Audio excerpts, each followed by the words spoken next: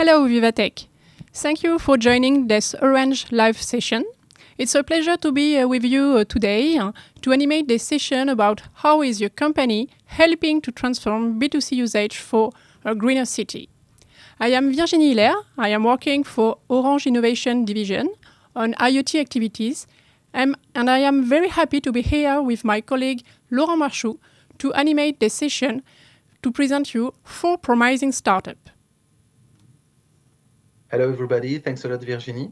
I'm Laurent Marchou. I'm in charge of a smart city and smart building program at Orange Innovation. And I'm very pleased to welcome Robert Heinecke from Breeze Technologies, a leader for air quality solutions for cities, and Michel Germe from Twinme, which provides mobile private messenger to ease interaction between its users, especially on smart cities.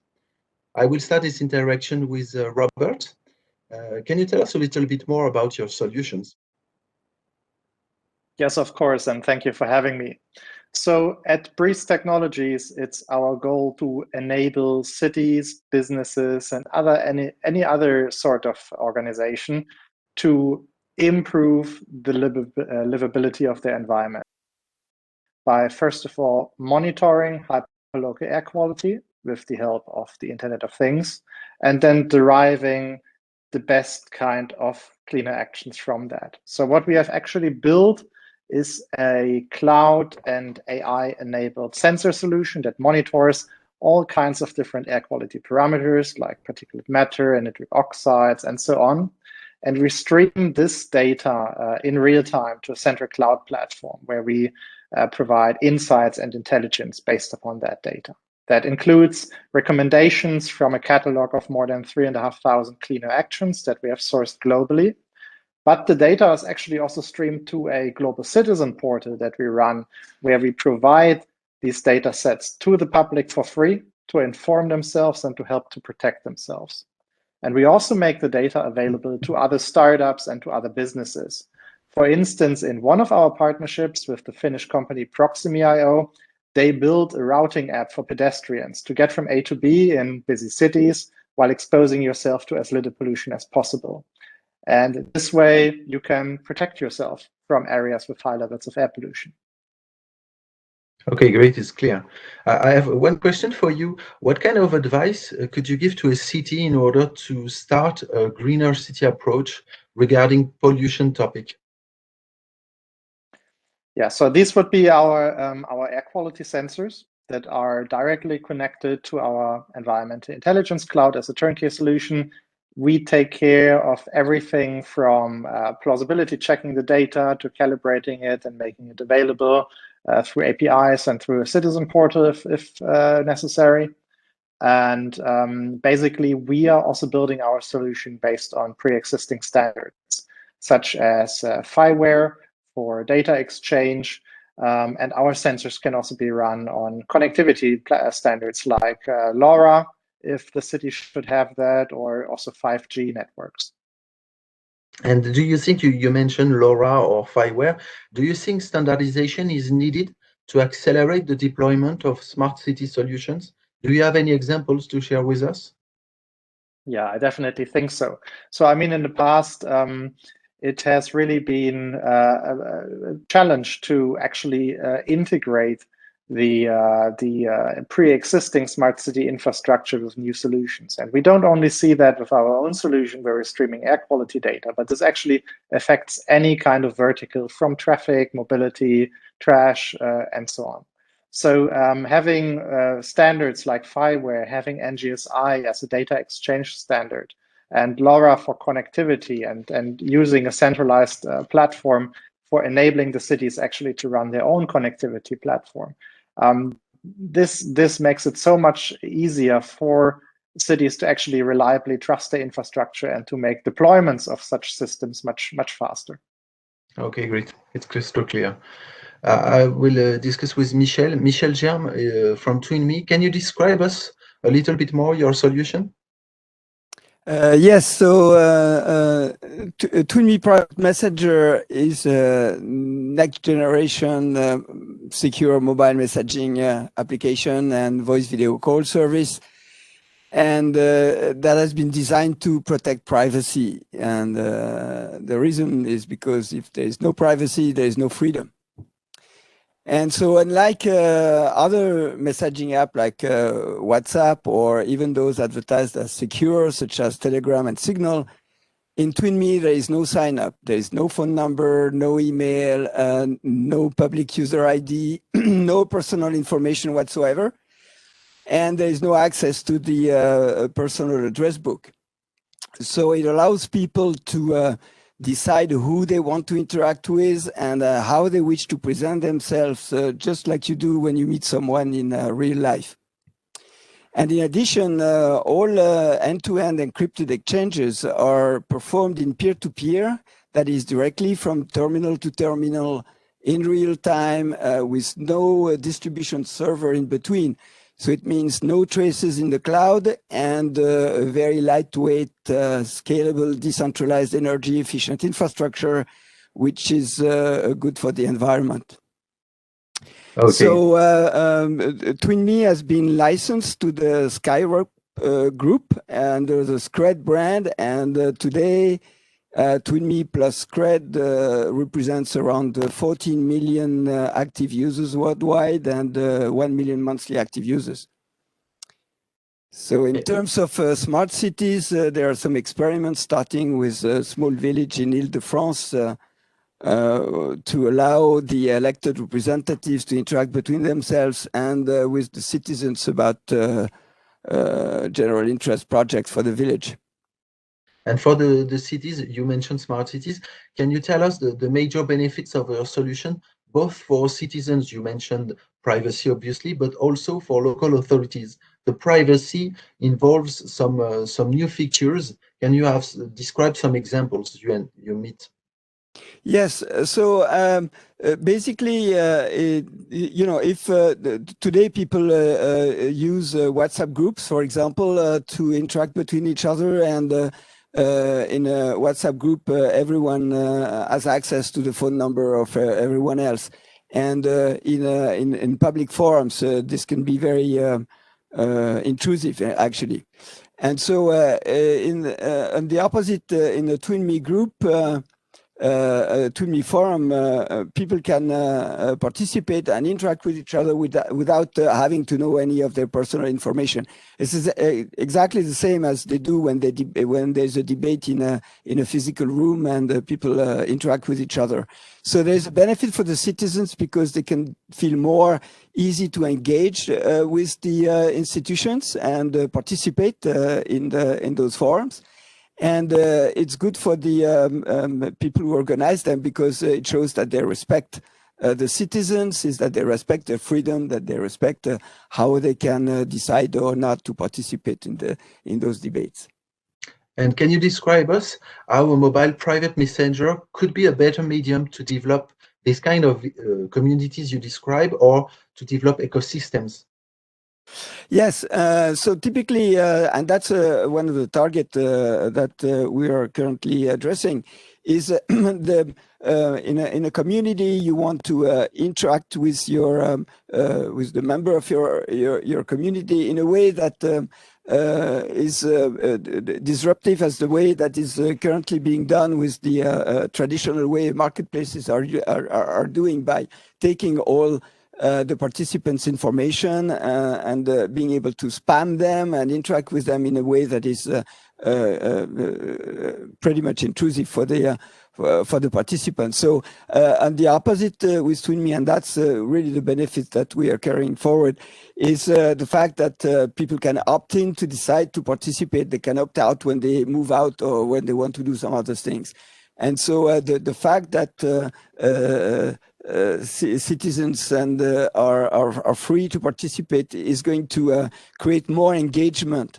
There's a very strong will for citizens to engage now in public debates, and these kind of tools will allow them to do that in a way that respects their privacy. Okay, very interesting. Thanks a lot, Virginie. I let you the floor. Yeah, so thank you very much, Michel. And now I'm very happy to welcome Stéphane Nouy, from Moneythor, a financial technology company. And so, Stefan, I'll let you introduce and present your company. Thank you. Thanks a lot. So yes, I'm Stefan Wick, co-founder of Moneythor. At Moneythor, we analyze the customer spendings using data analytics and behavioral science techniques, and we generate alerts, insights, recommendation nudges at scale. So it's typically used by bank, financial institutions, fintechs that want to really help the customer manage their finances better. And that wants also to transform the digital banking relationship and boost the digital engagement and generate more loyalty as well. As part of the data analysis, we also allow the calculation of carbon footprint based on the customer spendings analysis and the generation of related advice, recommendations, nudges. Something that allows the user to really monitor and track and follow and reduce its carbon footprint. We implement a strong methodology here. We use all the data, all the transaction data for that. Transaction data that is available within the bank or through open banking or through aggregation. And we also collect the customer feedback. We strongly believe that this carbon footprint advices and information is really having a great impact to raise awareness and really help the customer reduce its footprint. The banks, they got this information available already. They can and they should use it. They should be more relevant to their customers and transform the relationship and boost the digital engagement again. Some more information about the company. We created Moneythor in 2013. We are very stable, debt-free, profitable, and we operate globally. So head office in Singapore, offices in Paris, London, and Tokyo. And we have great references. Orange Bank is using us from day one. And to name other banks, Standard Chartered and DBS is using us as well in Asia. So please come and see us. Okay, thank you very much, Stefan. It was very clear and interesting. I have one question for you. What is the magic behind Moneythor? How can you figure out with just one receipt what I have in my shopping cart? How do you do that? So there is no magic. Instead, we want the methodology to be fully explainable and understood by the customers. So yes, indeed, today we don't know the details of the shopping cart. It may come, but today we don't know it. However, with the details, transaction details, we already have a good starting point to evaluate the carbon footprint and even more importantly, to see how it evolves. So later we are already ready to receive, the more information in the future. You will get the carbon footprint in the receipt and we will be able to use it. But already today with the spending details, we got enough information for that. Okay, thank you. Just one more question. How is the carbon information perceived by the users?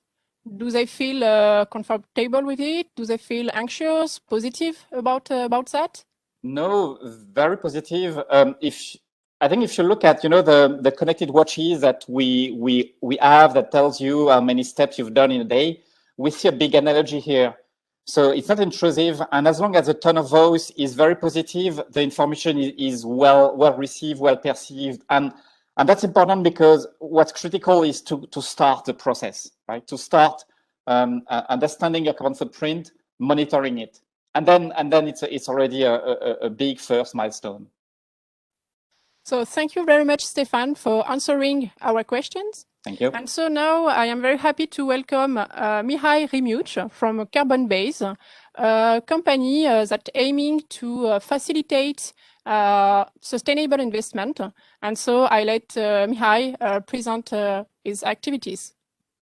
Thank you. Thank you very much. Bonjour à tous. My name is Mihai. I'm currently in Berlin and part of Carbonbase team. And I want to present and talk about Projectwork.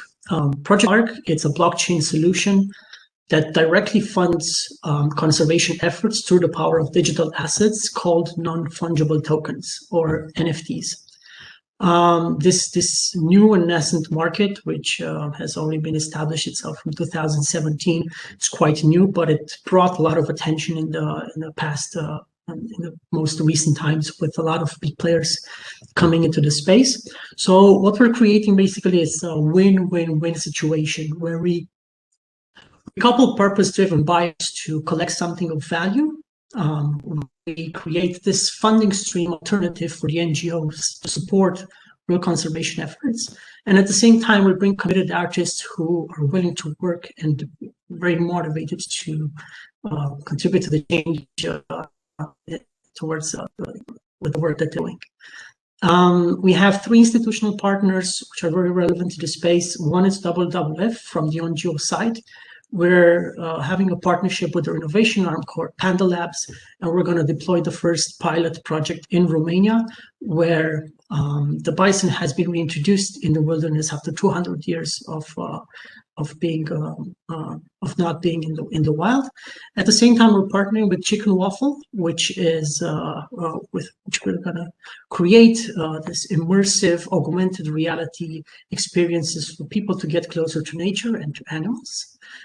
They've worked with NASA and the Smithsonian Museum, and they've also created Baby Hands, which has hundreds of millions of views on YouTube.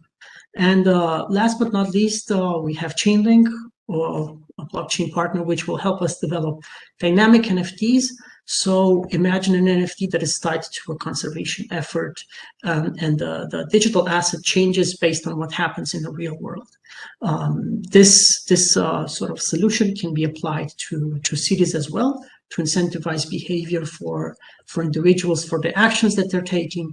So yeah, this is Project Art. Thank you. Okay, thank you very much. I have one more question. Could you give us more details about recent initiatives or about your products? Could you give more details? Sure, absolutely. So the first partnership that I was telling you about is with WWF Romania. So for that initiative, we have created a unique set of NFTs, digital assets that will be sold. And a big part of the proceeds will actually help the project on the ground. Based on this, we want to create a viable solution for the conservation efforts to consider, so that they don't have to rely on the donations and the one-time contributions that people are doing. And yeah, for this matter, the NFTs, the digital assets, have been created in collaboration with 20 artists, very well known, that have taken the inspiration from the local folklore to create this beautiful and immersive experiences. Basically, they're 3D objects, models with original soundtrack created with traditional instruments that help and provide this sort of immersive experience for the buyers, creating a value in itself. Okay, thank you very much. And just a last question. How do you see the dynamic change among companies over the course building Carbonbase? Do you have the feeling that the companies change their look on a climate issue? So, based on what we see on the market, it feels like all the big companies, big or small, try to do something in this space. And they want to use tech or strong initiatives from startups to accelerate and bring something new to the market. I think we see ourselves very well positioned to be in this space, regardless of where we are in the world, because our team is very international. It spans 12 countries, and very well positioned in Hong Kong, Europe, and the United States. And I think for the period that will come, more blockchain solutions and products will be addressed to help companies report transparently their carbon emissions, do something about it, and reward people and entities to bring a change in the space. Okay, thanks a lot, Mihai, for answering our questions. Thank you. Laurent, I give you the floor. Yeah, for the conclusion, thank you so much, Virginie, and thank you all for joining us today. It was very interesting and a little bit short, so feel free to contact the startups. It will be very interesting to build that. We strongly believe that we have a role to play on this new model on sustainable society and green city. So if you feel the same way as we do on this, don't wait to go on Orange digital or physical booth during Vivatech to discover more startups around these topics. Very important for us. And we look forward to see you in Vivatech. Bye-bye, and thank you all.